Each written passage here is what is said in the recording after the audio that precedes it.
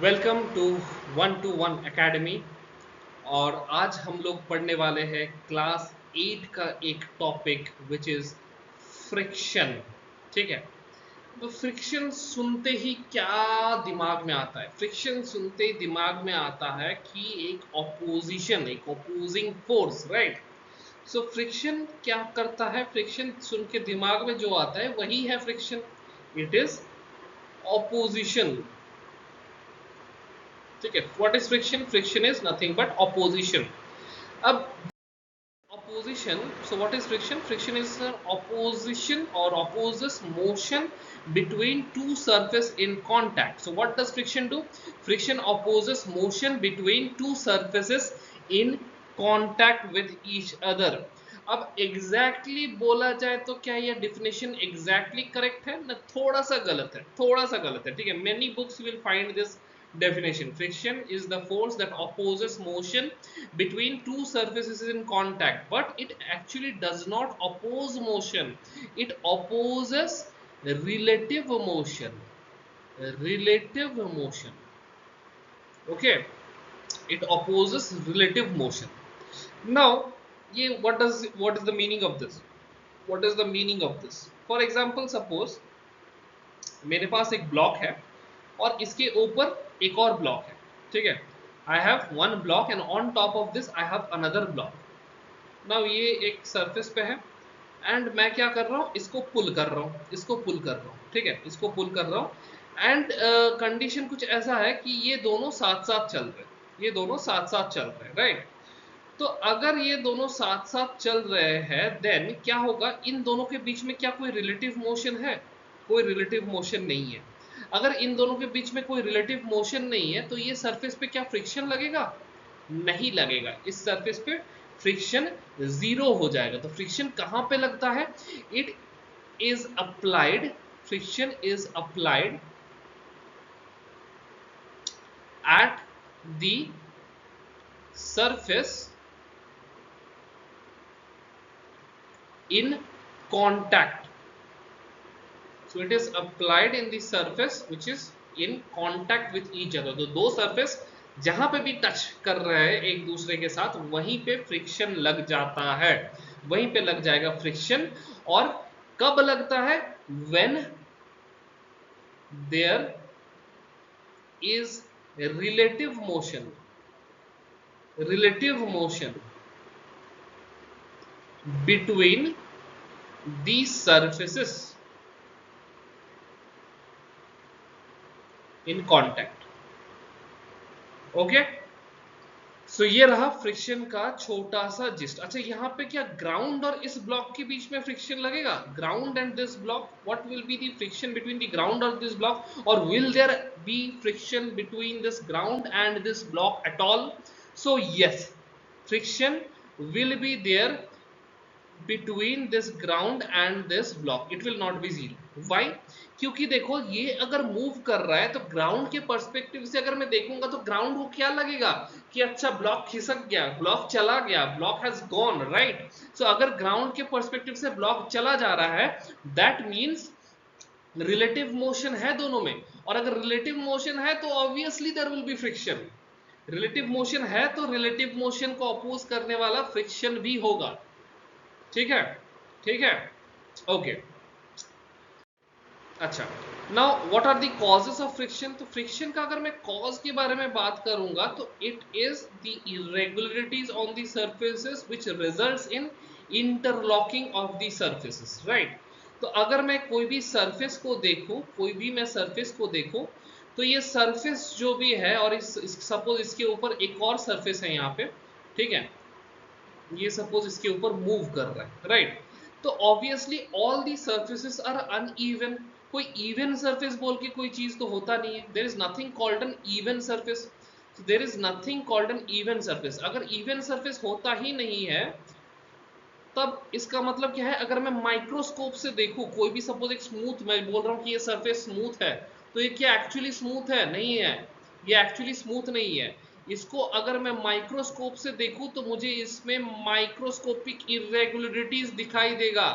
और अगर मैं इसके ऊपर कोई भी ऑब्जेक्ट को मूव करवा रहा हूं तो ये जो भी माइक्रोस्कोपिक इरेगुलरिटीज है दोनों सरफेस में they will be interlocked with each other, दोनों इंटरलॉकिंग हो जाएगा, दोनों सरफेसेस का इंटरलॉकिंग हो जाएगा, because of which there will be friction, because of which there will be friction. ये रहा मेरा कॉज ऑफ फ्रिक्शन, ये रहा मेरा cause of friction. Okay okay, clear clear. Now अब फ्रिक्शन के कुछ टाइप्स भी रहते हैं, एक तो हो गया स्टैटिक फ्रिक्शन, एक हो गया स्लाइडिंग फ्रिक्शन, एक हो गया रोलिंग फ्रिक्शन, ठीक है। Now what is my static friction? Static friction क्या होता है? देखो फ्रिक्शन मैंने पहले ही बोला है कि it is a force which opposes relative motion, it is a force that opposes relative motion. Actually it just does not oppose relative motion, it also opposes tendency of relative motion. अब ये क्या हुआ, ये क्या नया चीज बोल दिया सर आपने? तो देखो टेंडेंसी ऑफ रिलेटिव मोशन को भी अपोज किया जाता है, मतलब क्या है, मतलब क्या है, मतलब मोशन हो नहीं रहा है लेकिन होना चाह रहा है, then also friction comes in to play. For example suppose एक बहुत भारी चीज है, कोई भी बहुत सपोज भारी चीज है, ग्राउंड के ऊपर है, अब मैं चाह रहा हूं इसको धक्का देके मूव करवाना, ठीक है, तो मैं फोर्स किस डायरेक्शन में लगाऊंगा, इस डायरेक्शन में। अब अगर मैं फोर्स दे रहा हूं तो ऑब्वियसली इट शुड मूव, क्योंकि देखो मुझे न्यूटन्स लॉ में पता था ना, न्यूटन्स लॉ पढ़े हैं हम लोग, तो इन न्यूटन्स लॉ वी सॉ कि अगर फोर्स रहेगा, नेट फोर्स रहेगा, रेदर नेट फोर्स अगर रहेगा, मतलब if net force is not zero तो उसका मतलब मोशन तो होना तय है, नेट फोर्स जीरो नहीं है मतलब मोशन होना तय है, तो ऑब्वियसली इस डायरेक्शन में तो नेट फोर्स जीरो नहीं है ना, एफ तो लग रहा है ना, तो who is stopping it from moving? Obviously अगर मैं आज जाऊं कोई अलमीरा को मैं पुश करने लगूं तो एटवांस क्या मूव कर जाएगा, हो सकता है मूव ही ना करे, मुझे एक सफिशिएंट अमाउंट ऑफ फोर्स देना पड़ेगा तब जाके ये मूव करेगा, लेकिन ऐसा क्यों हो रहा है? कुछ भी फोर्स से तो मूव करना चाहिए, because the net force is not zero, net force is not zero here, तो नेट फोर्स है मतलब मूवमेंट भी होना चाहिए according to Newton's second law, right. लेकिन लेकिन लेकिन ये मूव नहीं कर रहा है क्योंकि एक्चुअली यहाँ पे नेट फोर्स जीरो हो जाएगा, एक्चुअली यहाँ पे नेट फोर्स जीरो हो जाएगा। When will the net force be zero और why will the net force be zero? Because यहाँ पे फ्रिक्शन फोर्स लगेगा which is known as static friction, which is known as static friction, जो इस force को oppose करेगा, okay ये force को अपोज करेगा, and this is known as static friction, this is known as static friction, clear, this is known as static friction. अब इसके बारे में थोड़ा और चीज अगर बोलूं तो ये देखो ये क्या कैसा लगेगा, देखो कैसा लगेगा ये फोर्स, ठीक है, कैसे लगता है और क्या वैल्यू होता है इसका। तो सपोज मैं फोर्स को लगा रहा हूं इस तरफ, फोर्स को मैं लगा रहा हूं इस तरफ, तो फोर्स को जब मैं इस तरफ लगा रहा हूं देन क्या होगा, इस पे आएगा स्टैटिक फ्रिक्शन Fs। अब सपोज फोर्स मेरा है 1 न्यूटन, ऑब्जेक्ट मूव नहीं किया, अब जब मैं फोर्स को स्लाइटली बढ़ा दिया, सपोज मैं 2 न्यूटन कर दिया, तब भी मेरा ऑब्जेक्ट मूव नहीं किया। So what does this imply? It implies कि मेरा फ्रिक्शन, स्टैटिक फ्रिक्शन का जो वैल्यू है ये चेंज हो जाता है, इट इज चेंजिंग और it is self adjusting, okay it is changing और you can say it is self adjusting, अपने आप को एडजस्ट कर लेता है, किसके साथ, इस फोर्स के साथ, ठीक है। तो सर फिर तो बाय दैट लॉजिक कभी भी कोई भी चीज मूव नहीं करना चाहिए क्योंकि हमेशा स्टैटिक फ्रिक्शन अपने आप को एडजस्ट कर लेता है, तो नहीं नहीं नहीं, ऐसा नहीं होता, एडजस्ट करता है लेकिन up to a certain limit, तो self adjusting definitely, but up to a certain limit, ठीक है, up to a certain limit ये सेल्फ एडजस्टिंग है, so this is known as static friction, this is known as static friction. और ये जो limit है, ये जो लिमिट है इसको क्या बोलते हैं, अपर लिमिट और the maximum value of static friction, और it is also known as limiting friction, limiting friction. कोई डाउट यहां तक? कोई डाउट यहां तक? पहले से एक बार रिकैप करवा देता हूं मैं, पहले से एक बार रिकैप करवा देता हूं मैं। Okay just a second. अच्छा छोड़, यहाँ पे छोड़, एक second. If I talk about what, क्या क्या मैंने कवर किया, तो फ्रिक्शन का बेसिक्स कवर किया, व्हाट इज फ्रिक्शन मैंने देखा, व्हाट इज फ्रिक्शन मैंने देख लिया, ठीक है। फ्रिक्शन क्या होता है, तो क्या होता है, it is a force which opposes relative motion और टेंडेंसी ऑफ रिलेटिव मोशन, ठीक है। फिर मैंने क्या देखा, causes of friction, causes of friction ये भी मैंने देख लिया। तो what is the cause of friction, the cause of friction is simply that कि अच्छा फ्रिक्शन मेरा कॉज क्यों होता है, friction is caused because of interlockings and irregularities, interlockings, पहले इरेगुलरिटीज लिख देता हूं, इरेगुलरिटीज एंड इंटरलॉकिंग्स, इंटरलॉकिंग्स, ठीक है। ये सारा नोट्स मिल जाएगा, सो कोई टेंशन नहीं है, ऐसा नहीं कि हैंड राइटिंग समझ में नहीं आ रहा तो यू कैन टेल ऑब्वियसली, लेकिन ये पूरा बनाया बनाया नोट्स मिल जाएगा, ठीक है। It is available, it will be made available to you people. Now sliding friction क्या होता है, अच्छा नाउ आफ्टर दिस क्या पढ़ रहे हैं हम लोग, टाइप्स ऑफ फ्रिक्शन, जो कि हम लोग अभी भी पढ़ रहे हैं, टाइप्स ऑफ फ्रिक्शन, ठीक है। नाउ इसमें we have only seen till static friction.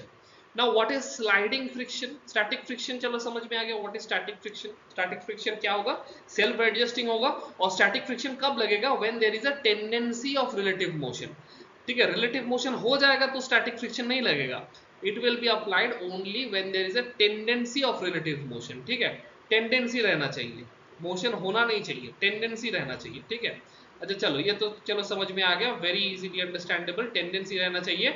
और ये क्या होता है, ये सेल्फ एडजस्टिंग होता है, अपने आप को एडजस्ट कर लेता है, कब तक एडजस्ट करता है, up to a certain limit, जिसको क्या बोलते हैं, maximum limit of static friction, या तो लिमिटिंग फ्रिक्शन, कुछ भी बोल सकते हैं हम लोग, ठीक है। Maximum value of static friction या तो लिमिटिंग फ्रिक्शन, कुछ भी बोल सकते हैं। Now what is sliding friction, what is sliding friction, what is sliding friction. So sliding friction क्या होता है, स्लाइडिंग फ्रिक्शन इज कि जैसे when there is tendency of relative motion then you say there is static friction. Now when there is actual relative motion, relative motion start हो चुका है, तो बेटा कौन सा फ्रिक्शन लगने वाला है, तो लगेगा sliding friction. Relative motion start हो चुका है तो लगेगा स्लाइडिंग फ्रिक्शन, क्योंकि ऑब्जेक्ट अभी स्लाइड कर रहा है ना, स्लाइड कर रहा है, मूवमेंट स्टार्ट हो चुका है, देन स्लाइडिंग फ्रिक्शन लगेगा, ठीक है।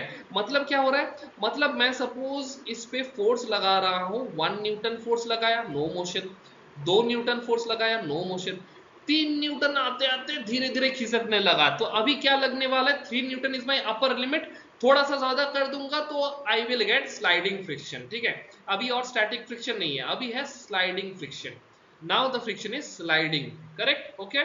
तो स्लाइडिंग फ्रिक्शन का वैल्यू क्या होगा, it is fixed, it is fixed, ये चेंज नहीं होगा, ये सेल्फ एडजस्टिंग नहीं रहता। स्लाइडिंग फ्रिक्शन को हम लोग काइनेटिक फ्रिक्शन भी बोलते हैं, स्लाइडिंग फ्रिक्शन को हम लोग काइनेटिक फ्रिक्शन भी बोलते हैं। ये तब जनरली अप्लाई किया जाता है क्योंकि from the name only you can say that it will be applied only when the object is sliding, ठीक है। तो अगर स्लाइड ना करके रोल करे, suppose there is a wheel, तो व्हील तो स्लाइड नहीं करेगा ना, व्हील रोल करते हुए मूव करेगा, व्हील रोल करते हुए मूव करेगा, तो रोल करते हुए जब मूव करेगा then what friction will be applied, rolling friction, rolling friction, ठीक है, तब अप्लाई होगा रोलिंग फ्रिक्शन। Clear, clear. तो what we have studied, static friction, sliding friction, rolling friction. Any doubts anyone, any doubts anyone, no doubts, okay.